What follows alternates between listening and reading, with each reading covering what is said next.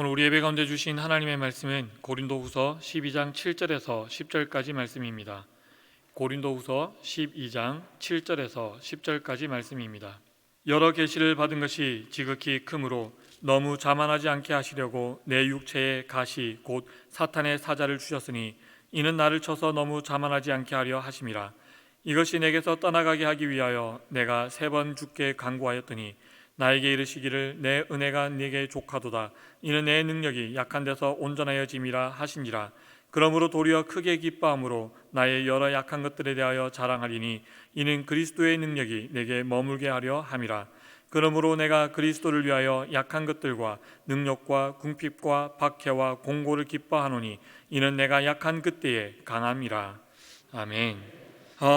제 어릴 때 별명이 여러 가지가 있었는데 한때 아주 짧게 스쳐 지나갔던 별명이 하나 있습니다. 그 별명이 뭐였냐면 네이버라는 거예요. 이걸 제가 그대로 네이버. 네이버 다들 아시죠? 초록창이라고 얘기하는 검색을 주로 많이 하고 포털 사이트인데 제 별명이 약간 네이버였습니다. 왜 네이버였냐면 뭐든지 물어보면 다 대답이 나왔기 때문에 그랬어요. 그 지식인 이게 막 그 유행할 때였거든요. 질문하면 뭐든지 대답을 다 해주는. 그래서 저한테 물어보면 다 얘기해준다. 대답을 잘해준다. 그래서 한때 그렇게 불렸고 그렇게 굉장히 저를 신뢰했습니다. 근데 이게 하루 이틀이지 계속해서 이게 신뢰를 받다 보면 굉장히 큰 부담이 생기기 시작합니다. 그런데 이제는 나중에 어떤 부담이 생기냐면 모른다라는 말을 못 하겠는 거예요. 하도 그렇게 얘기를 하니까 모른다는 말을 못 하다 보니까 그냥 몰라도 아는 척 그냥 제가 생각나는 대로 대답을 하고 이렇게 했었어요. 물론 제가 아까 말했잖아요. 이 별명이 짧게 지나갔다고 빨리 들켜버려가지고 짧게 지나가고 끝났는데 근데 참 못한다, 저는 모른다 이런 것들을 얘기한다는 게 사실 생각보다 쉽지 않더라고요. 어떻게 보면 모르면 모르는 거고 못하면 못하는 건데 이것이 그렇게 말하는 게 왜 어려웠을까라는 생각들을 해보게 됩니다. 이전에 어떤 인터넷 글에서 이런 좀 감동이 됐던 글이었는데 이런 글이 있었어요. 우리 부모님들도 보면 자녀들 앞에 좀 강한 모습을 많이 보여주고 싶어 하시잖아요. 연약한 모습보다도 흔들리지 않고 힘들어하지 않는 모습들을 많이 보여주고 싶어 하는데 그런 관련된 글이었어요. 어떤 한 사람 이야기인데 어릴 때 항상 아버지가 퇴근할 때에 통닭을 사왔던 기억이 난다라는 거예요. 항상 아버지가 통닭을 사오는 그날은 아버지께서 늘 기분이 좋았고 늘 아이들 하나씩 다 한 번씩 안아주고 뽀뽀도 해주고 다른 때보다 유달리 더 이렇게 기분 좋게 통닭을 사오실 모습을 보면서 오늘 우리 아빠가 좋은 일이 있었나 보다 그렇게 생각하면서 통닭을 맛있게 먹었던 기억이 있대요.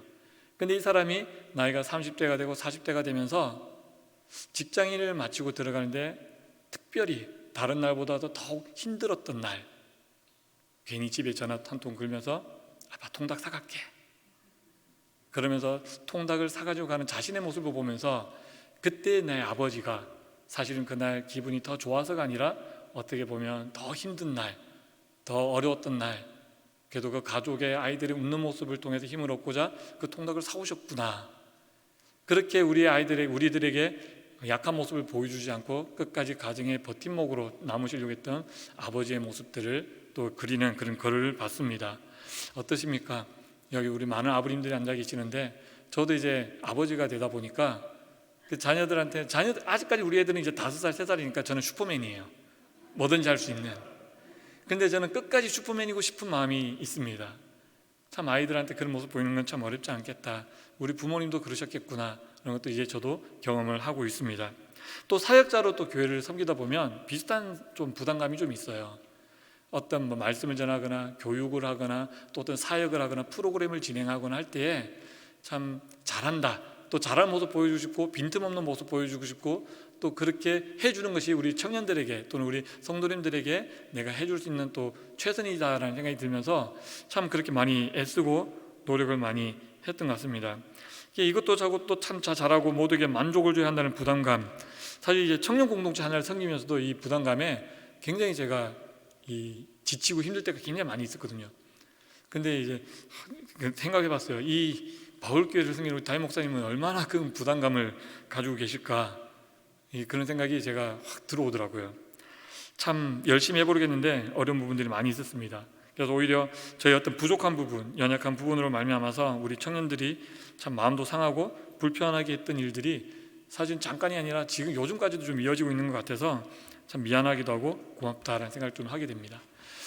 우리가 이 세상을 살아가면서 이 세상을 표현하는 단어 중에 참 무서운 단어가 하나 있습니다. 약육강식이라고 하는 단어이죠.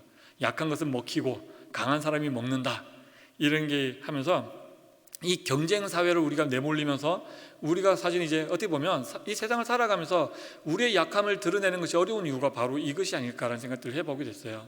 세상 가운데서 나의 약함이 드러났을 때에 사실 그 약함은 누군가에게 어떤 측은지심을 일으키기도 하지만 결국에는 그것이 어떻게 누군가에게는 이 약점이 돼서 공격거리가 되고 또 누군가에게 밟히게 되는 어떤 그런 거리를 제공하는, 실제로 우리가 특별히 이제 사업을 하시든지 세상을 살아오신 우리 많은 성도님들은 더 많은 이런 경험들을 해보지 않으셨을까라는 생각들을 해보게 됩니다. 그러다 보니까 어릴 때부터 절대 약한 모습 보이지 마라, 남자는 우는 거 아니야, 절대로 강해져야 돼, 이겨야 돼, 그런 이야기들도 사실 많이 듣고 자라는 것 같습니다.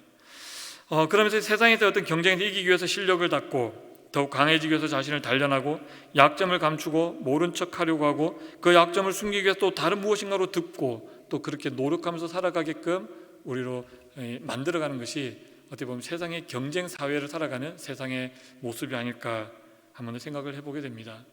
그런 생각을 하면서 오늘 사도 바울의 고백을 보면 참으로 역행하는 사고를 하고 있다라고 알 수 있습니다. 사도 바울은 고린도후서 12장 말씀을 통해서 우리에게 이렇게 이야기를 합니다. 우리 이 사도된 나 바울의 강함은 바로 나 자신의 약함을 인정하는 데서 오는 것이다. 이것이 고린도후서 지금 12장 1절에서 10절까지 전체 말씀이에요. 바울은 놀라운 영적 체험을 가지고 있었습니다. 다른 누구도 쉽게 경험할 수 없는 그 하나님 나라를 방문했던 그 경험이 있는 사람이에요. 그런 어떤 탈혼이라고 하는 단어도 사용하는데, 그렇게 영적인 세상을 체험하고 또 그렇게 세상에 알 수 없는 놀라운 일들을 경험하면서 사회 가운데서 열매를 많이 맺었던 사람이에요. 그 놀라운 일들이 계속해서 나타났는데, 그러나 이 고백들을 통해 이 사도 바울은 이러한 경험을 고백하는데, 이 고백을 통해서 건강하지 못한 어떤 추종자들이 생기거나 또 스스로에게도 유익하지 못하는 마음이 들어올 것을 걱정하여서 스스로 이 경험한 사람이 나다라고 밝히지 않고 이러한 사람이 있었다라고 얘기하면서 12장 1절에서 말씀을 시작하고 있어요. 물론 그것이 나중에는 자신이 여긴 것을 은근히 이제 또 고백을 하지만 그것이 결국 자기에게 유익하지 못하다라고 이야기를 하면서 자신의 어떤 나의 어떤 잘난 것, 내가 좋은 것 가지고 있는 것, 대단한 것 가지고 나를 자랑하는 것이 아니라 오히려 나의 약함을 통해서 내가 자랑한다라고 고백을 하고 있습니다. 물론 사도 바울에게는 항상 대적자들이 있었어요. 교회 밖에도 있었고 교회 안에도 있었습니다. 특별히 교회 안에서는 사도 바울의 사도직에 대해서 항상 공격을 했어요. 너는 예수님을 만나지도 못했는데 너가 어떻게 사도냐? 라고 이야기를 하면서 그의 사역을 폄하하고 평가절하고 그렇게 대적하는 자들이 있었습니다. 그들 또한 그들이 경험했던 영적 체험들을 자랑하곤 했었어요.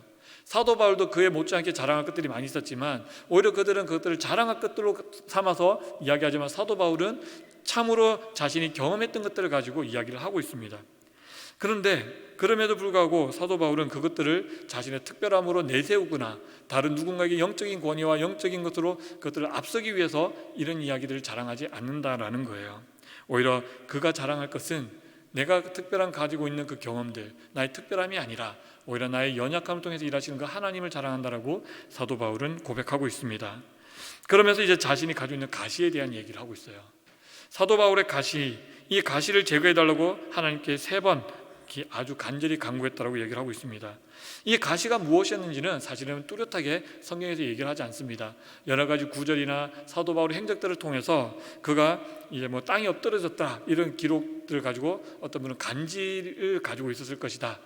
또 어떤 사람들은 귀와 눈에 때때로 찾아오는 통증으로 말미암은 이 아픔이 있었을 것이다. 또는 이 가시를 어떤 신학자들은 그를 대적하는 대적자들을 가시라고 표현하기도 했습니다.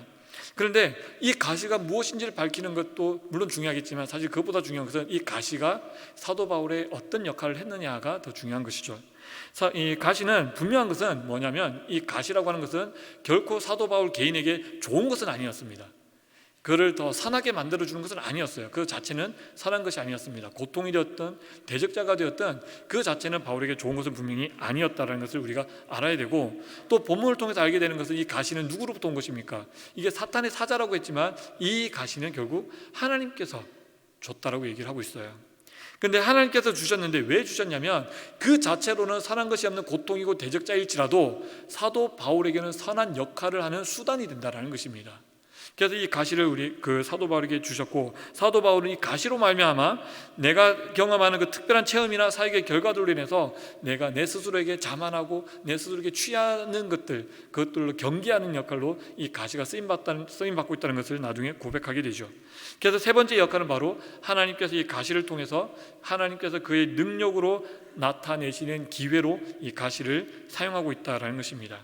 그래서 바울은 바로 자신의 약함을 인정하는 것이, 내가 이 강한 것들만 자랑하는 것이 아니라 내가 가지고 있는 그 약함을 인정하는 것, 받아들이는 것, 이 약점을 내가 그대로 드러내는 것, 이런 것들을 통해서 그 약점 가운데서, 그 약한 부분 가운데서 온전케 하시는 하나님을 자랑하겠노라고 이 12장의 말씀을 통해서 우리에게 하고 있습니다.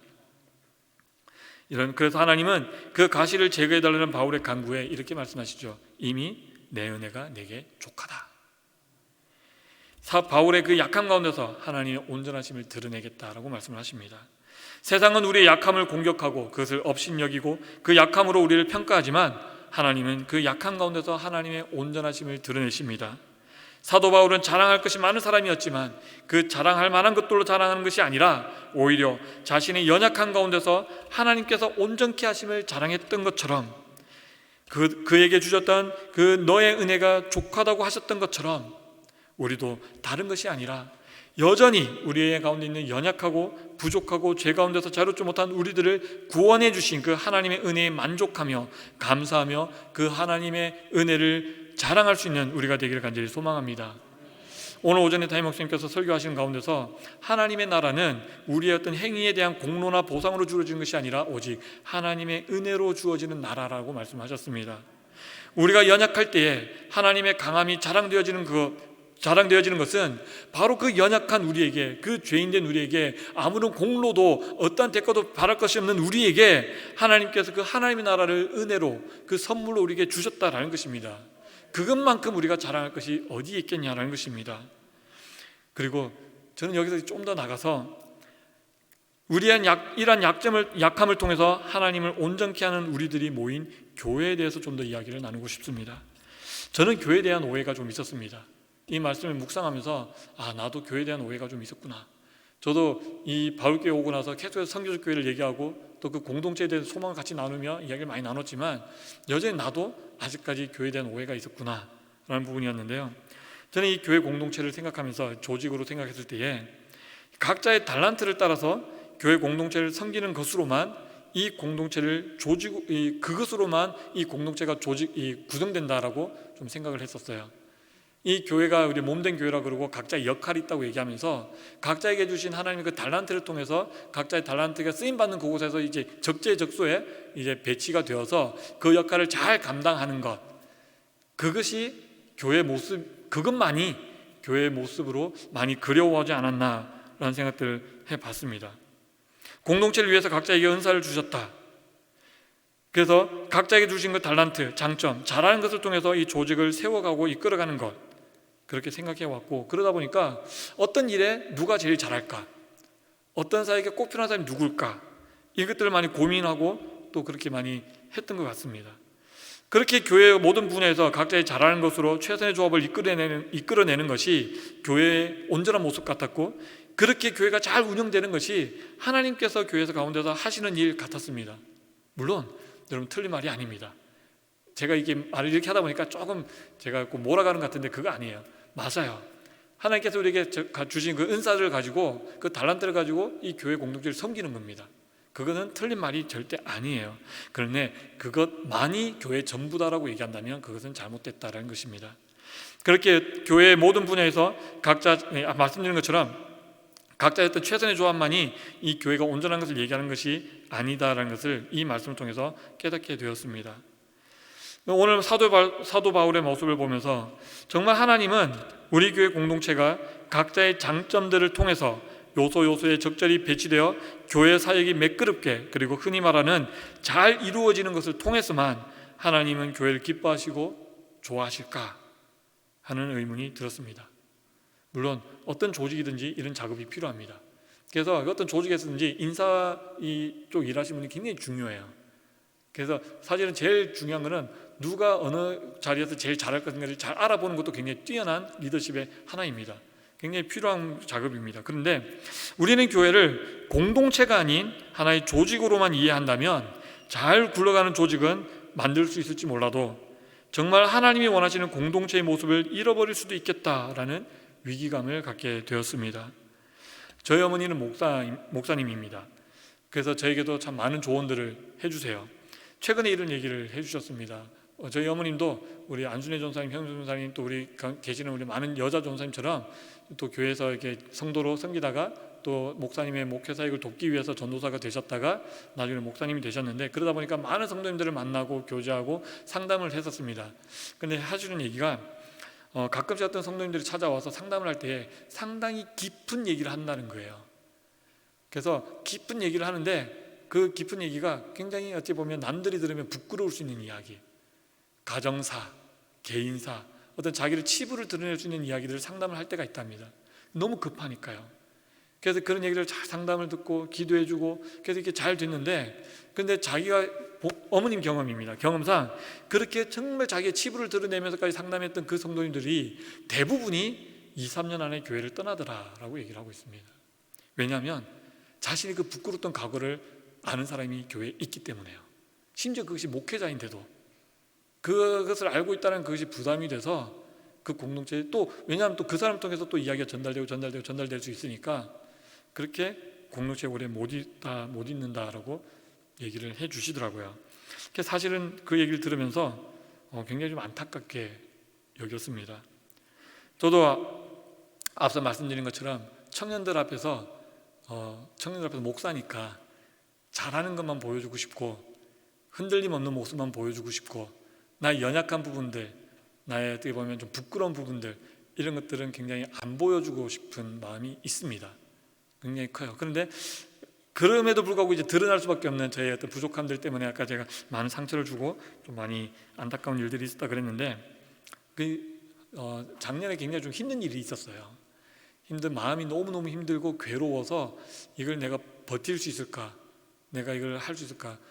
그때 저한테 주는 오늘 아까 찬양 가운데서 하나님 실수가 없어지고 부르시면 분명 목적이 있다. 그때 그 찬양을 제가 알았어야 됐는데 그때는 한없이 부족하고 연약한 제 모습만 보이는 거예요.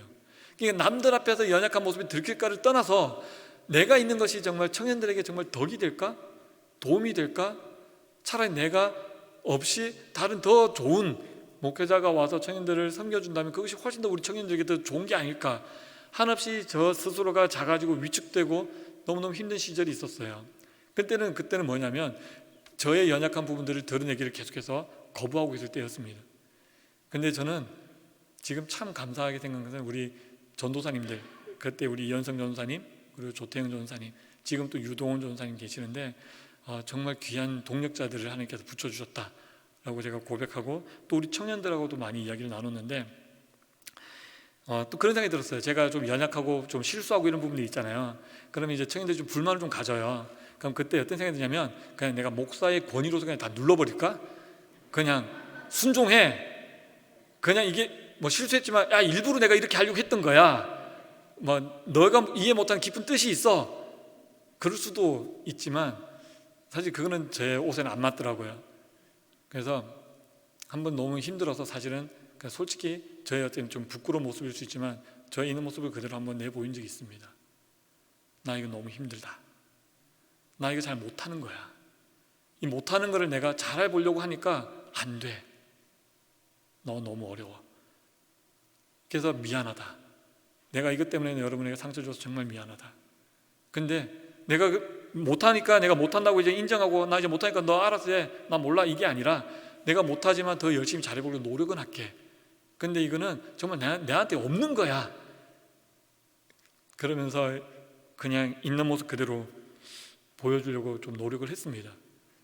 제가 이전에 네이버라고 불렸을 때 내가 잘 모른다, 못한다라는 말을 못했지만 어느 순간에는 내가 모르는 것을 모른다고 하는 것은 굉장히 큰 용기가 필요하다는 것을 깨닫게 됐고, 이제는 모르는 것은 모른다고 얘기를 합니다. 못하는 것은 못한다고 얘기합니다. 그것처럼 청년사회 간에서도 나의 부족함이 무엇인지를 충분히 나눴어요. 우리 임원들과 또 같이 사역하는 전도사님들에게 나의 부족한 부분이 이런 부분이 있습니다. 나의 약점에 이런 부분들이 있습니다. 내가 드러낼 수 없는 부끄러운 것들이 나한테 있습니다. 그런 것들을 많이 이야기 나누게 됐었어요. 그렇게 이제 지내다 보니까 사실 좀 위험한 부분이기도 해요. 어떻게 보면 청년들이 또 목회자를 바라볼 때 하나님의 말씀을 전하는 자로 서게 되는데, 너무 인간적인 연약한 모습을 많이 보게 되면 앞에서 하나님의 말씀을 전한다고 했을 때 과연 그것이 나라고 하는 필터를 통해서 나갈 텐데, 나라고 하는 필터가 하나님의 말씀을 방해하는 것이 아닐까, 이런 고민도 사실은 많이 됐었습니다. 그래서 그렇지만 했었어요. 그렇다면 이제 이후에 어떤 일이 벌어질까요? 우리 이제 전사님들, 저보다 이제 나이도 좀 어리고 아직까지 이제 목회 경력도 짧은 우리 전사님들인데, 우리 목사님 별거 아니네, 뭐 똑같네, 좀 다를 줄 알았더니 청년들이 뭐야, 목사님은 이런 거 다 초월하신 분이어야 되는 거 아니야?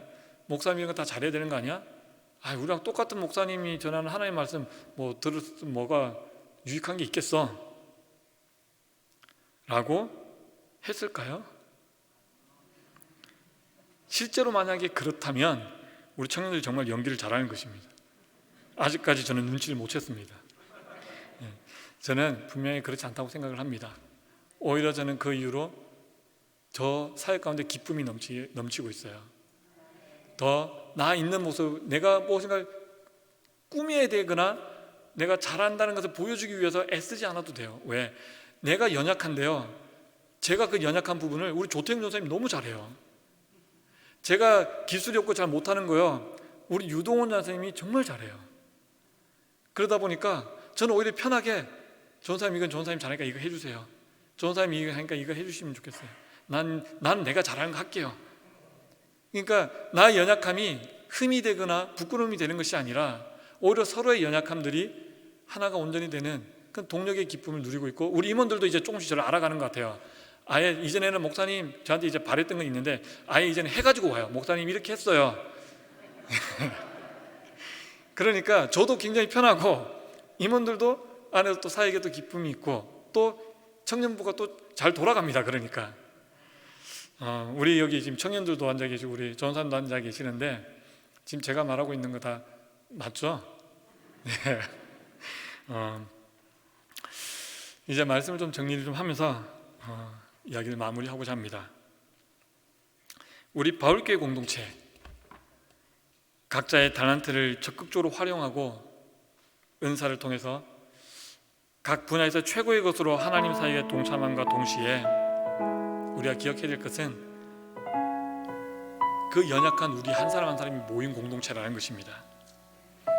우리의 연약함, 가시들을 통해 서로 하나님의 살아계심을 자랑하고, 사랑은 허다한 허물을 덮는다라고 말씀을 하시는데, 그것처럼 서로가 서로의 연약함을 보듬어주고 덮어주고 채워주고 그 가운데서 사랑으로 온전하게 하나 되게 하시는 그 하나님의 놀라운 온전케 하시는 그 능력을 보여주는 공동체가 되기를 간절히 소망합니다. 우리의 연약함이 드러났을 때에 나의 연약함을 다른 사람이 어떻게 생각할까 두려워하는 것이 아니라, 연약한 우리들의 모습이 보호받고 서로의 연약함을 채워줌으로 온전해지는 것, 바로 그것이 초대교회가 우리에게 보여줬던 교회의 모습입니다. 그들이 무엇을 가졌는지를 통해서 조직을 세워간 것이 아니라 서로에게 무엇이 부족한지를 보라보고 나의 남는 것들로, 나의 여유 있는 넉넉한 것들로 채워줬던 공동체입니다. 우리 가운데 기술 부족해도 괜찮아요. 우리 가운데 피아노 잘 치는 사람이 없다고 해서 우리들이 찬양 못하는 거 아닙니다. 우리 가운데 운전을 잘하는 사람이 없다고 해서, 그래서 찬양 우리가 못한다고 해서 우리가 함께 모이지 못하는 것도 아닙니다. 우리 바울교회 지난 역사 가운데 우리 가운데 분명히 잘하는 것도 많고 놀라운 기적의 순간들도 많아서 또 많은 또 사람들이 많다 보니까 각자의 영역에서 최고의 것들로 드릴 수 있지만, 또 그런 것들을 통해서 누군가에게 보여주고 싶은 것도 많지만, 그것들을 자랑하는 것보다 먼저는 서로의 연약함이, 서로의 가시가, 서로의 약함이 안전하게 보호받고 그 연약함들 가운데서 하나님의 온전케 하심을 자랑하는 우리 바울교회 공동체가 되길 간절히 소망합니다. 먼저는 우리 한 사람 한 사람부터요, 우리가 연약할 때 그때 하나님의 강함을 자랑하는 하나님의 사람으로 살아가길 바라고, 그런 우리가 모인 우리 바울교회 공동체가 우리가 가진 자랑할 만한 것들이 아닌 우리의 연약한 가운데서 사람으로 온전케 하시는 하나님의 능력을 자랑하는 참 공동체가 되기를 간절히 소망합니다.